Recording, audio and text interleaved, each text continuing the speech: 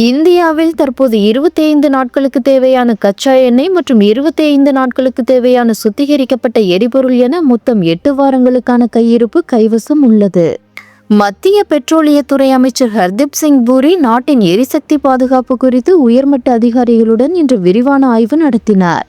மேற்காசிய நாடுகளிலிருந்து அதிகளவில் எரிபொருளை இறக்குமதி செய்யும் இந்தியா தற்போது நிலவும் உலகளாவிய சூழலை கருத்தில் கொண்டு கச்சா எண்ணெய் மற்றும் இயற்கை எரிவாயுவை பெற மாற்று வழிகளையும் தீவிரமாக ஆராய்ந்து வருகிறது. எதிர்வரும் காலங்களில் எரிபொருள் தட்டுப்பாடு ஏற்படாமல் இருக்க தேவையான அனைத்து முன்னெச்சரிக்கை நடவடிக்கைகளையும் மத்திய அரசு எடுத்து வருவதாக பெட்ரோலிய அமைச்சகம் தெரிவித்துள்ளது.